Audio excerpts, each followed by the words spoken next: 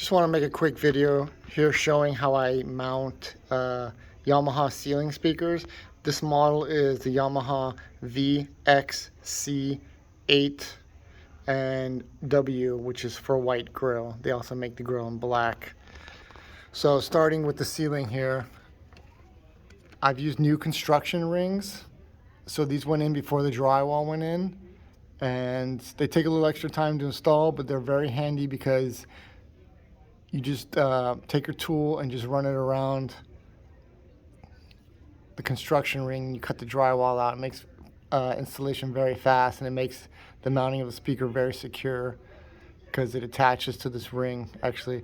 So what we have here is 5/8 drywall, and we have a 1/2 inch MDF spacer, and this is for the acoustical ceiling because this whole ceiling is a 1/2 inch fiberglass insulation, and they use this MDF so when you attach your lights, your speakers and whatnot, it doesn't pucker the ceiling or squish it and cause an indentation in the fabric or insulation. So that's why this is so thick. And this is about the limits of the adjusting screw clamp on the Yamaha speaker that you can get. It's about 1 5/8 max, and this is pretty close to it, 1.5 inches, 1 3/8, something like that. So moving along, I've used for the safety wire, in case anything were to happen, the speaker lost, the clamps failed. Yamaha recommends a safety wire, which they do not include. So what I've been using is T-bar wire. It's really strong and easy to work with. So I've looped it around the safety hook on the Yamaha speaker and wound it up myself here. And let me just get my light so you can see this T-bar wire came pre-installed with a 90-degree hook on it already, which is real handy. So it's just screwed to the rafter there. So it makes for very safe safety wire. Plus, it's really nice to be able to suspend the speaker like this while you work on it, so you can do everything you need to do, and then push it back up once you're pushing into the ceiling once you're done. So moving on to the back connection here, I've got my 14 gauge wire. The speaker's at the furthest point from the amplifier. I think it's about 130 feet or so, 140 feet. But this is running in 70 volt mode. So this is a 70 volt capable speaker. So the front transformer tap, I don't know if you can get that, see that, but it's set to the 70 volt mode, and I've got this on 15 watts now. I'll probably change it later to 60 watts. So the back here, there's essentially two ways to wire this. One way is called loop through. The other way is called paralleling input terminals. And you have a nice little diagram. Yamaha shows you how to hook this up. Basically, because I'm using 14 gauge wire, I cannot get two wires in this Euro block on one channel. They're too thick. So this speaker is not using all four because it's the last in the daisy chain, but the other speakers are using terminals 1 and 4 as well. If the gauge was 16 gauge, I could get two wires into one terminal, and I could wire all the wires just using terminals 2 and 3, versus most of the speakers using 1, 2, 3, and 4. So I really like these speakers, but one thing I don't like is this system. It's very slow and clunky. I guess it's safe, the way Yamaha has this designed. I don't know why they use these super long screws right here. It's really annoying. They these screws could be half their length. This is the clamp for the wire. So I don't know why Yamaha does that. That's a real pain to take that out.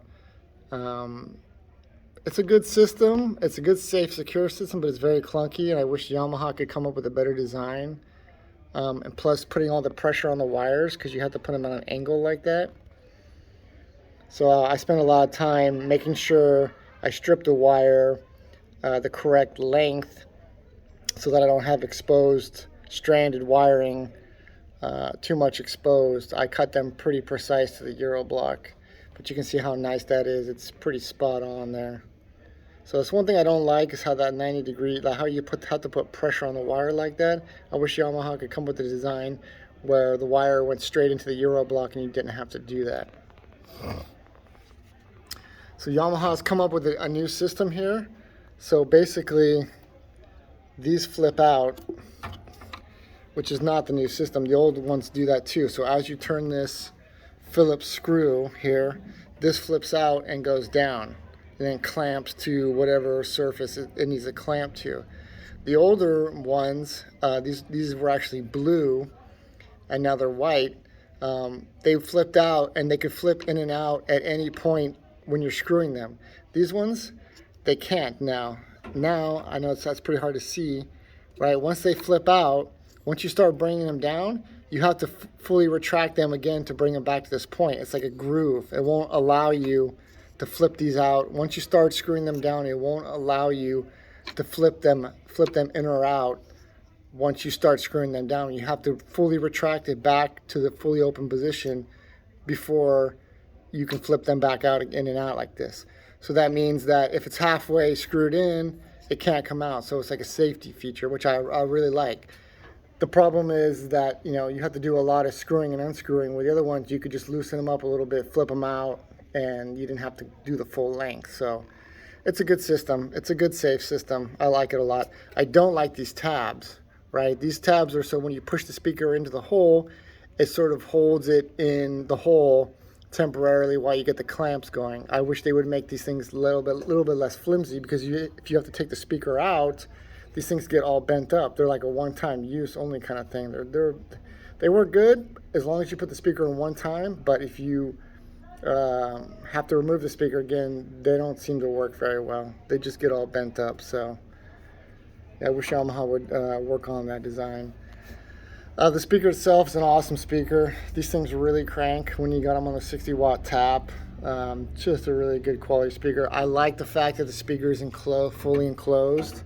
You see a lot of these ceiling speakers where you have all the electronics exposed, like the tap and the circuitry in the speaker exposed in the ceiling, which I don't like, because then all that circuitry is exposed to dust and the elements and all the nasty stuff that's in the attic. So this is fully enclosed, and I really like that. And also too, they can channel the bass, kind of like a ported design here, with these ports here can channel the bass down towards the existing space, or the living space, if you will, or because since this is a restaurant, it's the restaurant space. But I really like that design. These ports on it, two-way speaker. These things are so clear, virtually zero distortion. I can turn them up as loud as they can go, and they won't distort. They're just great speakers. I really like them. And I think that's about it. So the next step is just to push it up into the hole and screw it down, and that's about it. I think that covers everything. You can see here another one that I have installed over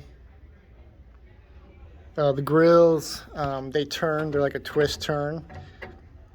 I have some other smaller ceiling speakers, the VXC8s, and they have a magnetic grill, which is really nice. I wish Yamaha would do a magnetic grill on these, but I realized that the twist grill's more secure and more, it's probably less prone to falling off and whatnot. So, Yamaha spent a lot of time engineering these, making sure they're safe, a lot of safety features, that they don't come flying out of the ceiling like Bose speakers, because you don't want 20 pounds of speaker coming flying out of the wall and hitting you in the head. That could be very bad. And then once that's secured, actually this little tab folds up. You just screw that in. So I like how everything is enclosed here, and pretty well protected from the elements here. So that's it. That's the Yamaha VXC8. Thanks for watching.